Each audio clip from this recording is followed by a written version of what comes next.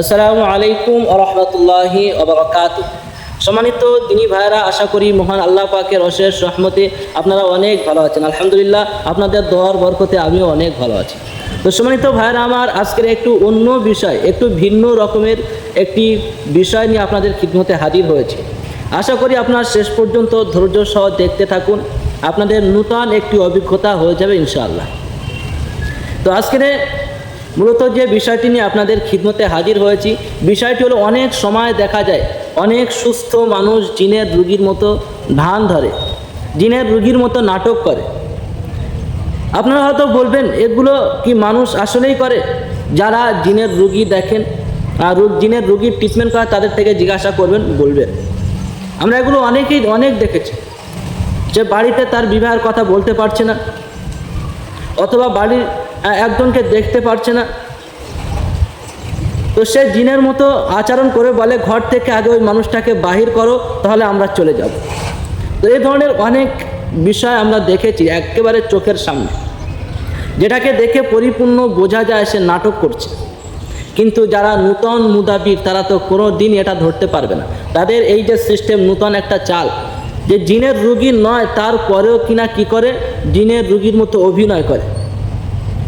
তো ওই সমস্ত ব্যক্তিদেরকে আমেলিনগণ, মুদাব্বিরগণ আপনার চিকিৎসা দিতে দিতে, ট্রিটমেন্ট দিতে দিতে, তাদের কাছে যত প্রকার আপনার ট্রিটমেন্ট থাকে, দেখা যায় সমস্ত ট্রিটমেন্ট আপনার শেষ, কিন্তু কোনোভাবেই কোনো ফায়দা হয় না।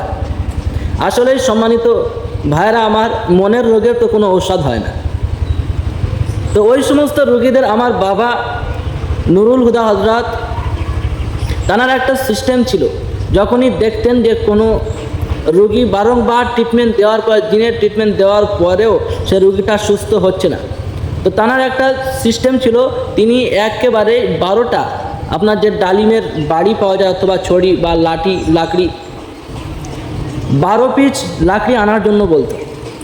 যখনই দেখতো এটা এর মনের ব্যায়াম, তো তখন তাকে বসিয়ে 1 পিস করে আপনার ডান্ডা হাতে নিয়ে একেবারেই মারতে এক ডান্ডা দিয়ে 12 পিস করে মারত। এইভাবে 12টা লাঠি তার পিঠে, এইভাবেই তার মনের ব্যায়ামকে দূর করতেন। তো ওই মার খাওয়ার পরে আজীবনের মতন তার মনের ব্যায়াম ভালো হয়ে যেত। আসলে করার কিছু নেই, মনের ব্যায়াম হলে এই সিস্টেমে আপনার কিনা তার রোগী তো সুস্থ করতে হয়। তো সম্মানিত ভাইরা আমার, আজকের চেক করার একটা সিস্টেম আপনাদেরকে বলে দিব, যে এই রুগী আসলেই জিনের রুগী নাকি সে নাটক করছে, নাকি অভিনয় করছে। এটা 100% আপনারা শিওর হয়ে যাবেন এই আমলটার মাধ্যমে ইনশাআল্লাহ। তো আমলটি হলো, আপনি কিছু পরিমাণ সরিষার তেল নেবেন একটা বাটির মধ্যে, পিয়ালার মধ্যে কিছু তেল নেওয়ার পরে আপনারা দোয়ায়ে হায়দারি, এটা আমি স্ক্রিনে দিয়ে দিতাম, কিন্তু একটু বড় হওয়ায় বিধায় এটা আমি দিতে পারিনি। অবশ্যই আপনারা গুগলের মধ্যে সার্চ করবেন, পেয়ে যাবেন যে দোয়ায়ে হায়দারি। তো এই দোয়ায়ে হায়দারি একবার তেলাওয়াত করবেন, করার পরে সূরা জিনের প্রথম 5 আয়াত আপনার 7 বার তেলাওয়াত করবেন, করে ওই তেলের মধ্যে দম দিবেন, দিয়ে ওই তেল আপনার আঙুলের, এই আঙুলে এবং এই আঙুল, এই 2টা আঙুলে সুন্দরভাবে তেলটাকে আপনি এইভাবে লাগিয়ে নেবেন। লাগিয়ে নেওয়ার পরে ওই রুগীর কানের ভিতরে এইভাবে আপনি দিয়ে দিবেন। তো সম্মানিত ভাইরা আমার, এইভাবে যখন আপনি 2 কানের ভিতরে আপনি তেলটা দিবেন, যতটা আপনার আঙুল ভিতরে যায় ততটা দিবেন, এতটা জোরে দিবেন না যে রোগীটা আবার ব্যথা পায়, কষ্ট পায়। তো যখনই আপনি দিবেন, যদি সে জিনের রোগী হয়ে থাকে, তো সে তো চিৎকার চেঁচামেচি শুরু করে দিবে, যে আমি আসবো না, জ্বলে গেলাম, পুড়ে গেলাম, এইভাবে সে চিৎকার করতে থাকবে।